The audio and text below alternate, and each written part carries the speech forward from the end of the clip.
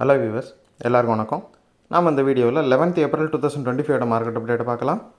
அப்போ ஸ்டாக்ஸில் இதெல்லாம் top gainers, இதெல்லாம் டாப் லூசர்ஸ், எஃப்எஸ்டிஎஸ் இவங்கெல்லாம் வந்து எவ்வளோ க்ரோர்ஸ்க்கு ஸ்டாக்ஸை பை அண்ட் செல் பண்ணியிருக்கிறாங்க, கோல்டு எதுக்காக ரேலி ஆச்சுது, இந்த எல்லா டீட்டெயில்ஸும் நம்ம இந்த வீடியோவில் பார்க்கலாம். ஃபஸ்ட்டு வந்து மார்க்கெட் அப்டேட்டை பார்த்துடலாம். நிஃப்டி பார்த்திங்கன்னா ஒரு 429 பாயிண்ட் வந்து ரேலி ஆச்சுது. ஸோ மார்க்கெட் வந்து இப்போ கொஞ்சமாக பாசிட்டிவ் சைடில் மூவ் ஆகிருக்குது. ஏன்னா ட்ரம்ப் வந்து அந்த ரெசிப்ரோக்கல் டேரிஃப்ஸை வந்து ஒரு 90 நாளைக்கு வந்து பாஸ் பண்ணி வச்சுருக்காரு. ஸோ இது வந்து சைனாவை தவிர மிச்சம் எல்லா நாடுகளுக்கும் அவர் இதை பண்ணியிருக்கிறதுனால மார்க்கெட் வந்து கொஞ்சம் பாசிட்டிவாக இருக்குது.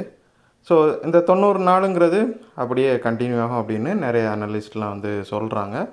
பட் வந்து ட்ரம்ப் வந்து நம்ம உறுதியாக எந்த விஷயத்துலையும் வந்து நம்ம அவர் சொல்கிறத வந்து உறுதியாக ஏற்றுக்கவும் முடியாது. ஏன்னா அவர் திடீர்னு மறுபடியும் கொண்டு வரதுக்கும் வாய்ப்பு இருக்குது. ஸோ இருந்தாலும் இது 90 நாளைக்கு கொஞ்சம் ஒரு ரிலீஃப் இருக்கிறதுனால மார்க்கெட்ஸ் எல்லாம் வந்து கொஞ்சம் பாசிட்டிவாக மூவ் ஆகிட்டுருக்குது. யூஎஸ் இண்டெக்ஸஸ்மே பார்த்திங்கன்னா டவ் வந்து ஒரு 1.5 பாயிண்ட்டுக்கு மேலேயும், அப்புறம் S&P 500 ஒரு 1.8% மேலேயும், அப்புறம் நாஸ்டாக் வந்து ஒரு 2.06% மேலேயும், டவ் வந்து ஒரு 1.56% மேலேயும் வந்து ரேலியை கொடுத்துச்சு. ஸோ யூஎஸ் மார்க்கெட்டே ரேலி ஆனதுனால மற்ற மார்க்கெட்ஸ் வந்து கொஞ்சம் ரேலியை கொடுத்துருந்துச்சு. கிஃப்ட்லாம் பார்த்திங்கன்னா இப்போதைக்கு ஒரு 200 பாயிண்ட் வந்து பாசிட்டிவில் காட்டுது. இன்றைக்கி மார்க்கெட் வந்து க்ளோஸாக இருந்தாலும் இன்றைக்கும் வந்து யூஎஸ் மார்க்கெட் ரேலி ஆச்சுன்னா கிஃப்ட் நிஃப்டி வந்து இன்னும் பாசிட்டிவில் நாளைக்கு காட்டுறதுக்கான வாய்ப்புகள் வந்து நிறையவே இருக்குது. அப்புறம் டாப் கெய்னர்ஸில் பார்த்திங்கன்னா ஹிண்டாலுக்கு வந்து ஒரு 36 பாயிண்ட் வந்து ரேலி ஆகிருக்குது. டாடா ஸ்டீல் வந்து ஒரு 6 பாயிண்ட் ரேலி ஆகி ரெண்டுமே வந்து டாப் கெய்னர்ஸில் ஃபஸ்ட்டு செகண்ட் இருக்குது. ஸோ இந்த ரெண்டுமே ரேலி ஆனதுக்கு வந்து சேம் ரீசன் தான். யூஎஸ் வந்து அந்த ரெசிப்ரோக்கல் டேரிஃப் வந்து 90 நாளைக்கு பாஸ் பண்ணி வச்சுருக்கிறதுனால அது ஒரு பாசிட்டிவிட்டியை மார்க்கெட்டுக்கு கொடுத்துருக்குது. அது மட்டும் இல்லாமல் சைனாவுக்கு வந்து அவங்க ஸ்டில் வந்து அந்த டேரிஃப்ஸை வந்து மெயின்டைன் பண்ணுறாங்க. சைனாவுக்குலாம் பார்த்திங்கன்னா ஒரு 145% கிட்ட வரும் அப்படின்ட்டு சொல்லிட்டு இருக்கிறாங்க எல்லோரும்.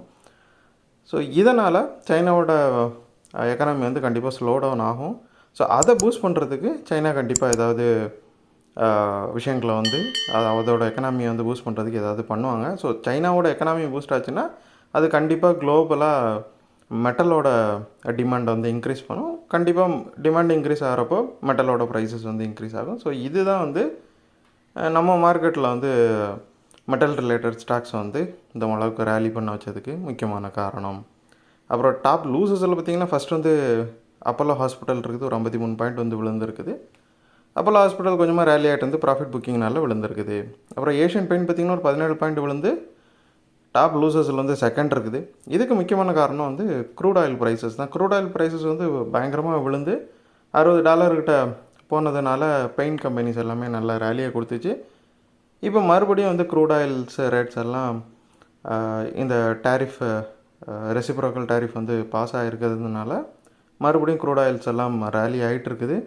க்ரூடு பார்த்திங்கன்னா $64 மேலேயே வந்து இன்க்ரீஸ் ஆகிடுச்சு. ஸோ அதனால் பெயிண்ட் ரிலேட்டட் ஸ்டாக்ஸ்லலாம் இப்போதைக்கு ப்ராஃபிட் புக்கிங் நடந்துகிட்ருக்குது. அப்புறம் எஃப்ஐஸை பார்த்தோம் அப்படின்னா 9வது கண்டினியூஸ் டேவாக செல் சைடில் இருக்கிறாங்க. 2519 crore வந்து செல் பண்ணியிருக்கிறாங்க. டிஎஸ் பார்த்தோன்னா 4வது கண்டினியூஸ் டேவாக பை பண்ணியிருக்கிறாங்க. 3759 crore வந்து பை பண்ணியிருக்கிறாங்க. ரொம்ப நாளைக்கு அப்புறமா எஃப்ஐஸோட அதிகமாக டிஎஸ் வந்து பை பண்ணுறாங்க. அப்புறம் கோல்டு பார்த்திங்கன்னா ஒரு 67 பாயிண்ட் வந்து ரேலி ஆகிருக்குது. கோல்டு வந்து ஒவ்வொரு நாளும் பார்த்திங்கன்னா புதிய புதிய ஹைஸை வந்து அச்சீவ் பண்ணிட்டு போயிட்டே இருக்குது.